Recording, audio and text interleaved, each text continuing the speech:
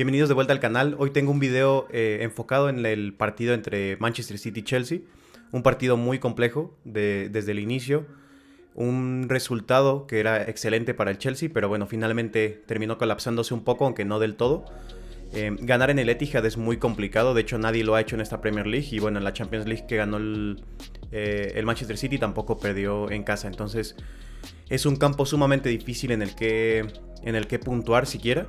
No ha perdido, como digo, el equipo de Guardiola en este estadio, pero finalmente creo que este partido expone un poco algunos puntos positivos para el Chelsea, otros puntos negativos también para el Chelsea, específicamente en su ataque, enfocados en el partido de hoy, y también unas dudas que me deja a mí defensivamente el equipo de Guardiola, que pueden ser explotadas por la mayoría de los equipos de la Champions League, de los rivales serios. Creo que el Chelsea comenzó muy bien. La primera parte del Chelsea es mucho mejor que la del City, fue superior. Sin hacer un partido tan brillante. Pero bueno, el partido del City era bastante malo. En el inicio creo que el Chelsea hizo excelentemente bien una acción que era saltar la primera línea de presión del Manchester City. Esto es algo crucial. Lograban saltar con envíos largos, con envíos muy rápidos también.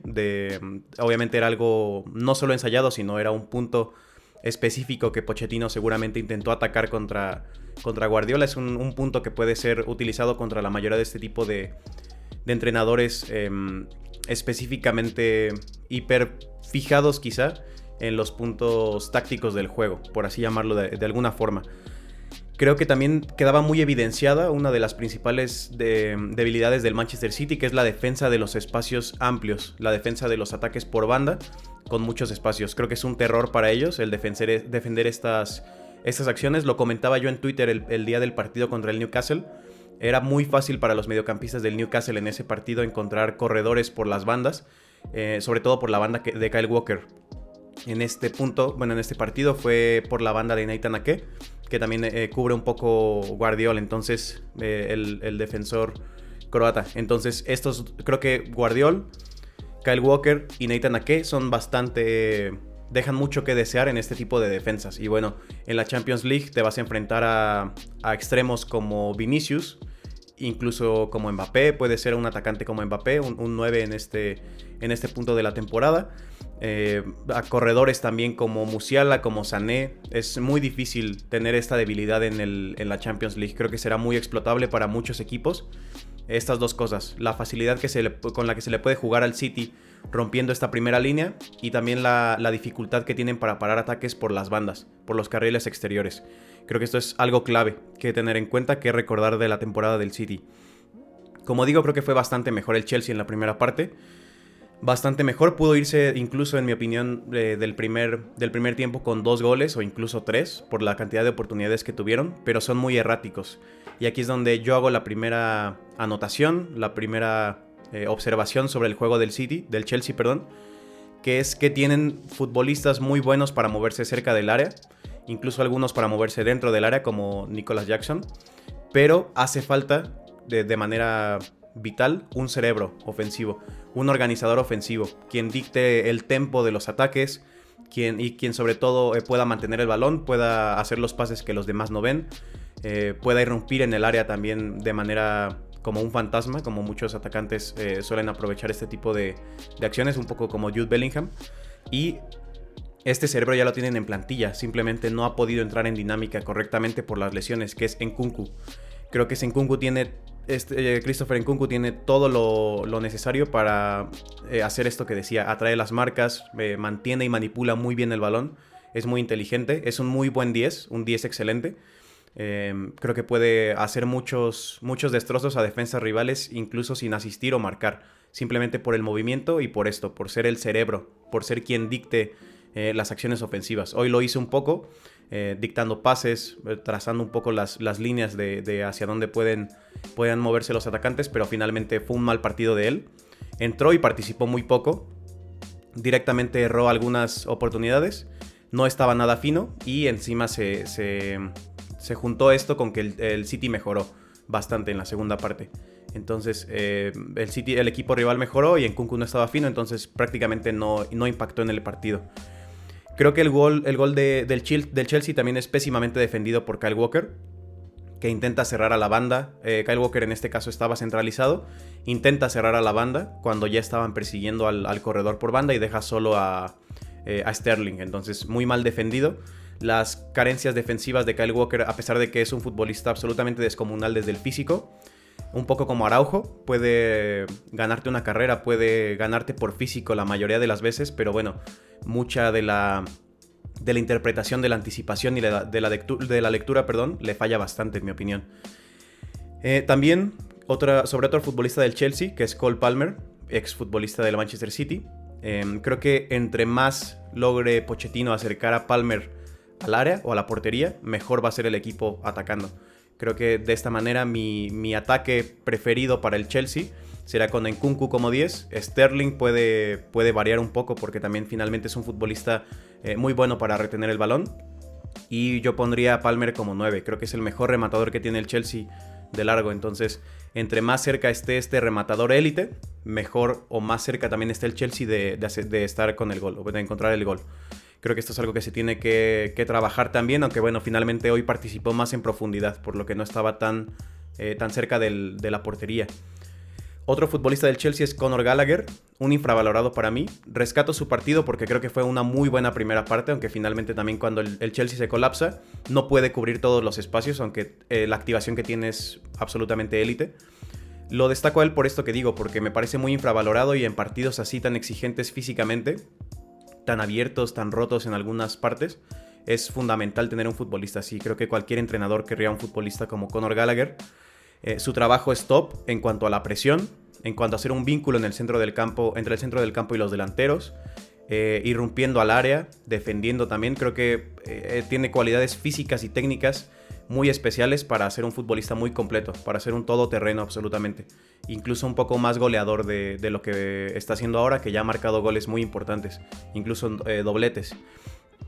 Enfocándome un poco más en cuanto al centro del campo del Manchester City, sigo sin entender el razonamiento de Guardiola, el razonamiento táctico para utilizar y desaprovechar a Phil Foden, recargándolo tanto hacia la banda derecha como en este partido. Creo que es incomprensible para mí, como digo, y encima si lo juntas con que Julián Álvarez estaba jugando en su posición, estaba jugando por dentro, lo entiendo aún menos. Creo que se pierde mucho Foden por la banda, y por el centro ha dado exhibiciones y ha sido su mejor tramo de la temporada. Ha sido una temporada brutal de Phil Foden cuando juega como interior. Entonces sacarlo de ahí no lo entiendo en lo absoluto, y en un partido grande contra un rival tan complejo como el Chelsea lo entiendo menos. Incluso en un partido en el que tenías que hacerte con el control del centro del campo para evitar un poco estas contras, este tipo de balones que perforaban las líneas, lo entiendo muy poco. No entiendo, como digo, a Phil Foden recargado, la falta de Bernardo, también lo agrego, y a Julián Álvarez manteniéndose como mediocampista. No lo entiendo para nada. Creo que afecta absolutamente a todos los futbolistas. Pierde dominio el City, pierde calidad por el centro.